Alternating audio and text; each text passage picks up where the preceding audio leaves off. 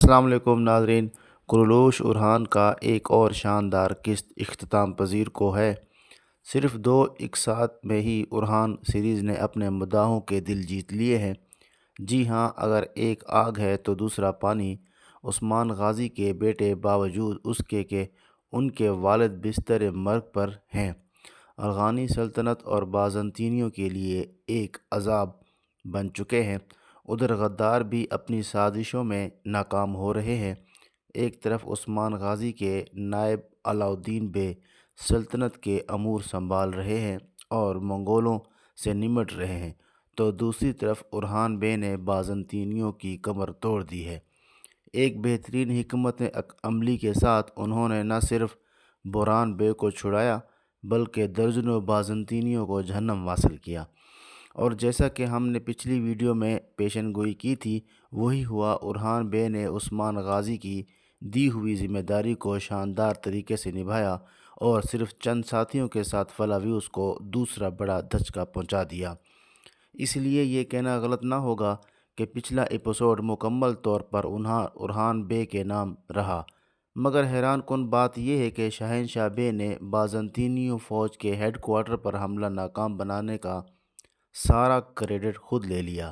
جی ہاں، وہ پیغام جو ارحان نے جیرکوتائے کو بھیجا تھا، شہنشاہ بے نے کے ہاتھوں لگ گیا اور اس نے احتیاطی اقدامات کر کے یہ حملہ ناکام بنا دیا۔ اس طرح وہ سرداروں کی نگاہ میں بلند ہو گیا۔ مگر یاد رکھیے، ہیرو اکثر گمنام رہ جاتے ہیں، چاہے کسی کے بھی ہاتھوں سے کائی قبیلے کا ہیڈ کوارٹر بچا ہو۔ بہرحال یہ واضح کر دیں کہ شہنشاہ بے غدار نہیں ہے، وہ صرف علاؤالدین کا حمایتی ہے اور ارحان بے سے دل میں رنجش رکھتا ہے، مگر آنے والے وقت میں وہ بھی ارحان بے کے لشکر میں شامل ہوگا اور ان کی قیادت میں جنگیں لڑے گا۔ ادھر دوسری طرف جب کائی قبیلے نے محاصرہ ختم کرنے سے انکار کیا تو تیمورتاش بھی غضبناک ہو گیا اور اس نے ترک قبائل اور بازنطینیوں کو متحد کر کے کائی قبیلے پر حملے کی منصوبہ بندی کر لی۔ ایسے نازک وقت میں جب عثمان بے بستر مرگ پر ہیں اور دشمن چاروں طرف سے گھیر چکے ہیں، یہ علاؤالدین اور ارحان بے دونوں کے لیے ایک بڑا امتحان ہے۔ اب وہ کیا کریں گے؟ مگر دو چیزیں ایسی ہیں جو مکمل طور پر حالات کو ارحان بے کے حق میں کر دیں گے، ایک موزالون کا راز اور دوسرا منگول جاسوس حکیم۔ جی ہاں، اب منظر بدلنے والا ہے اور دشمن دوست بننے والے ہیں۔ خیر، آج کے مختصر ویڈیو میں ہم آپ کو اگلی قسط کی مکمل تفصیل بتائیں گے، اسی لیے ویڈیو آخر تک ضرور دیکھیں۔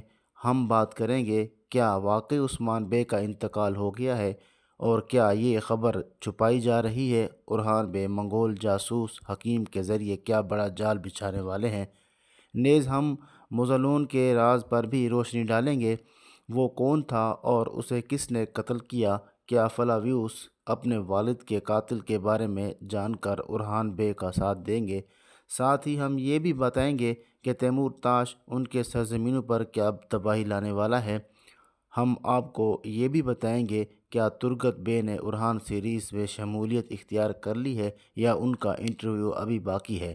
مزید یہ کہ آنے والے واقعات میں کیا بڑے سرپرائز ہمارا انتظار کر رہے ہیں اور بہت سی اہم باتیں جو آپ نے پہلے نہیں سنی ہوں گی وہ بھی اس ویڈیو کا حصہ ہوں گی۔ تو ان تمام سوالات کی تفصیلی جوابات جاننے کے لیے ویڈیو آخر تک ضرور دیکھیں، آپ اگلی قسط کی پوری کہانی سمجھ سکیں گے۔ اب تک اگر آپ نے الطاف وائس چینل کو سبسکرائب نہیں کیا تو وہ بھی آپ سبسکرائب کر لیں تاکہ آنے والی ہر نئی خبر آپ کو سب سے پہلے ملتی رہے۔ چلیے آغاز کرتے ہیں عثمان غازی سے، جن کی زندگی کے آخری سال دکھائی دے رہے ہیں۔ افسوس کی بات یہ ہے کہ اتنے عظیم سردار کو، جسے افغانی سلطنت تلوار سے شکست نہ دے سکی، ایک گہری سازش کے تحت آہستہ آہستہ زہر دے کر موت کے قریب پہنچا دیا گیا ہے۔ اب وہ بستر مرگ پر ہیں، مگر تشویشناک بات یہ ہے کہ یہ خبر ابھی دشمنوں کے کانوں تک بھی پہنچ چکی ہے کہ عثمان غازی کی حالت نازک ہے۔ اگرچہ دشمن اس خبر سے خوش ہیں، مگر ان کی خوشی زیادہ دیر قائم نہیں رہے گی، کیونکہ گوک بورو کے دو بھیڑیے ابھی زندہ ہیں، یعنی ارحان اور علاؤالدین۔ ایک طرف علاؤالدین ہیں جو سلطنت و قبیلے کی ذمہ داریاں سنبھال رہا ہے، جبکہ دوسری طرف اورحان بے ہیں جو میدان جنگ میں بے مثال ہیں اور دشمنوں کی صفوں میں تباہی مچا رہے ہیں۔ لیکن ان سب کے درمیان شہنشاہ بے علاؤالدین کے ساتھ دل میں اورحان بے کے خلاف نفرت ڈالنے کی کوشش کر رہا ہے، مگر حقیقت یہ ہے کہ علاؤالدین اپنے بھائی سے بے پناہ محبت کرتا ہے۔ ہاں، ممکن ہے ناسمجھی میں وہ شہنشاہ بے کی باتوں میں یقین کر بیٹھے اور کوئی غلطی کر جائے۔ شہنشاہ کا پہلا مقصد اپنے بیٹے یزید کی شادی فاطمہ خاتون سے کرانا ہے اور اس کے لیے وہ بڑی ایڑی چوٹی کا زور لگا رہا ہے۔ چونکہ فاطمہ خاتون سیریز میں داخل ہو چکی ہیں، اسی لیے کہانی کا تجسس اور بھی بڑھ گیا ہے، کیونکہ علاؤالدین اور گونجا شاید اس رشتے کے حق میں ہوں، لیکن اورحان بے اور خود فاطمہ خاتون اس شادی پر کبھی راضی نہیں ہوں گی۔ اور ویسے بھی یزید فاطمہ کے لائق نہیں ہے۔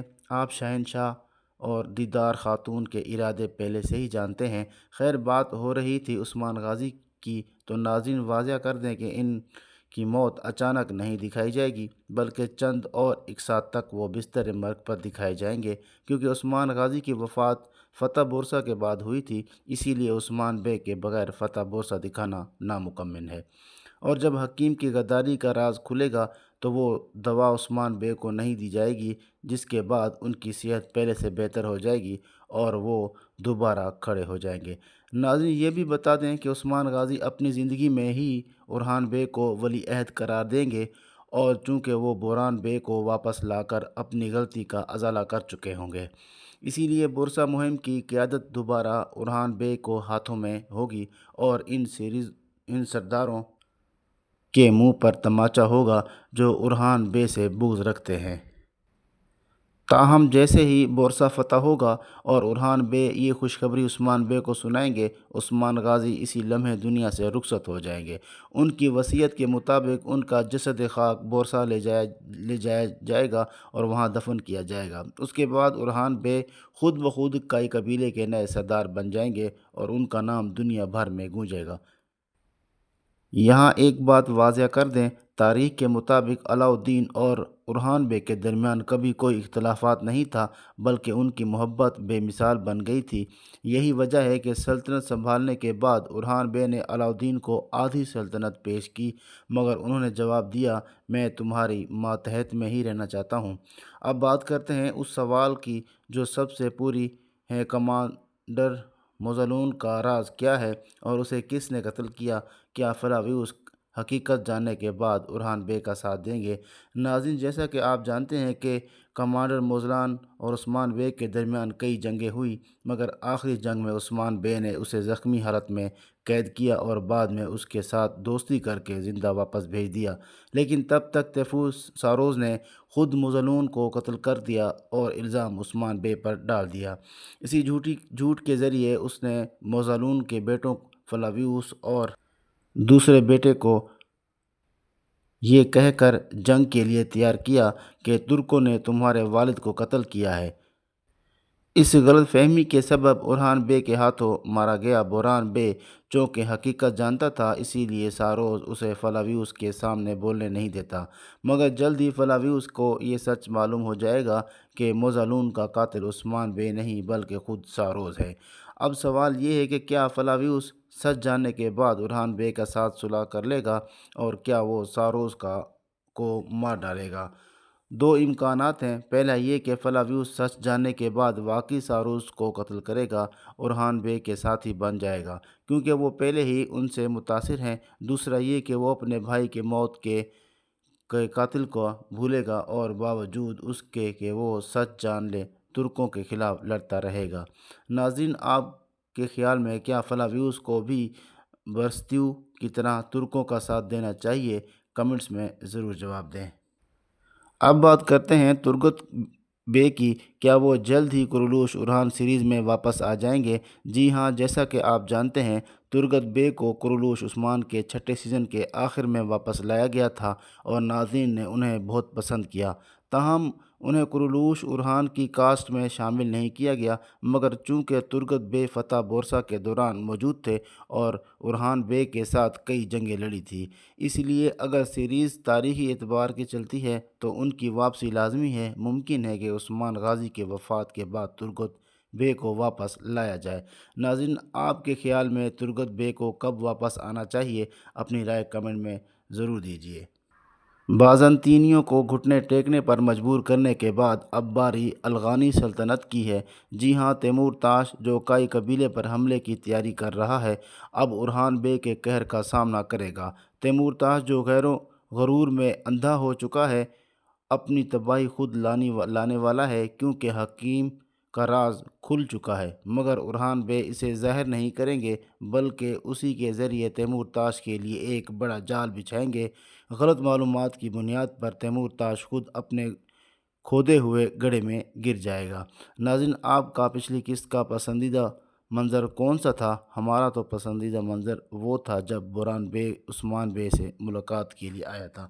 تب تک کے لیے اللہ حافظ۔